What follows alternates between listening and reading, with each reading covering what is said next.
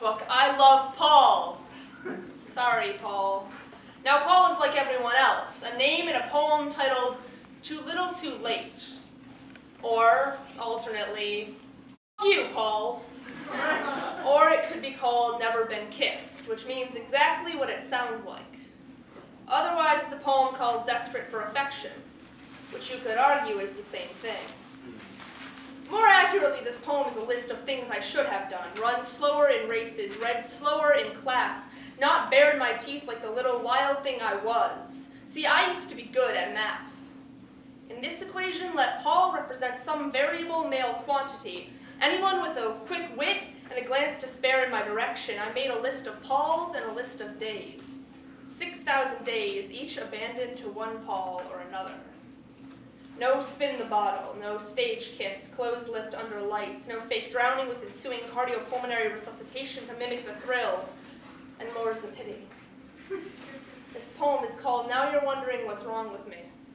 Hey, Paul, all of you, Pauls, let me know, because I've been staring myself down for 6,000 days, wearing your blue, green, brown eyes, asking myself the same question.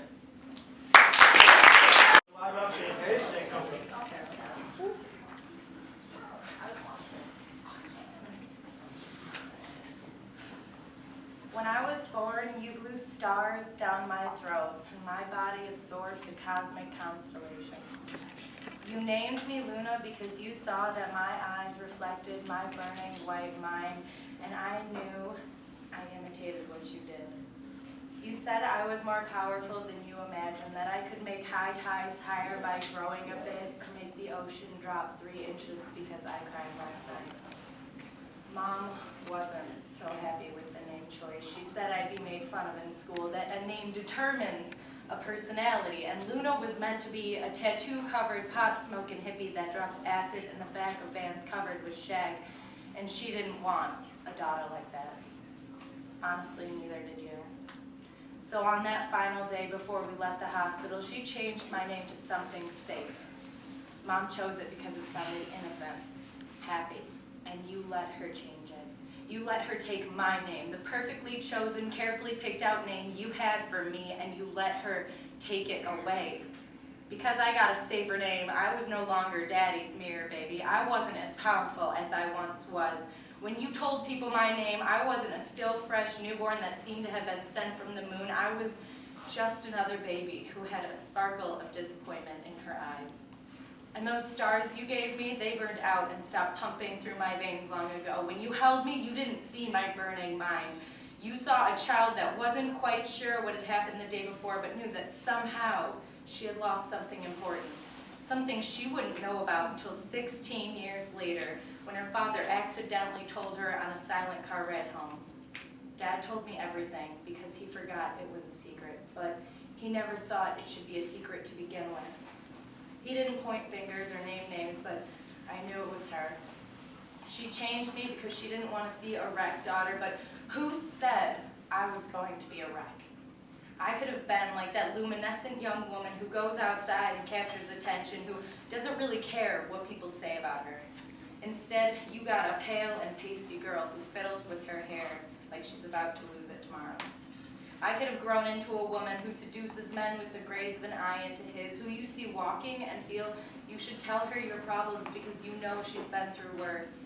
I could have been that woman who's got envy trailing behind her but is nice enough to tell you where she got her top if you ask. I could have had stars up my cheekbones. I could have walked Saturn's rings. My veins could have been overpowered by light instead of blood if I had just been given a chance. In your best Eddie Haskell voice. Thank you, Mrs. Gallagher. Thank you, Mrs. Gallagher. You guys even know who Eddie Haskell is? Leave it to Beaver. Oh, I got one. All right, one culture. All right, so we have prizes for everybody.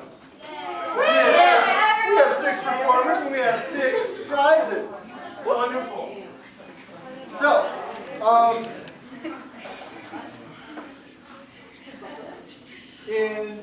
we're gonna go up the ladder here. So we're gonna start her very first slam ever, Miss Jada Baker. Please come on up.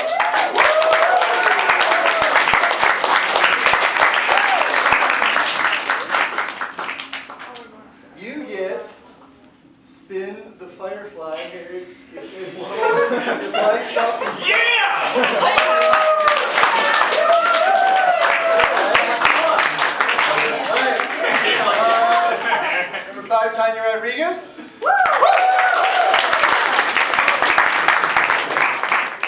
You get to grow your own dinosaurs.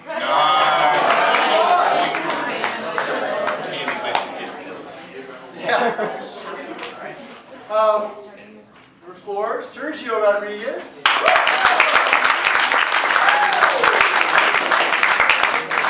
You get a robot fish. All right. Third prize, taking a Caribou gift card, is Sean McGuire.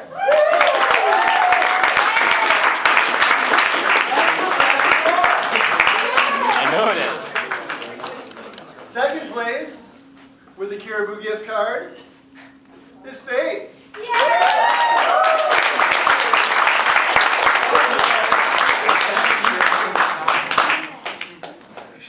And first place is our Slam Team captain, Emily Grissom.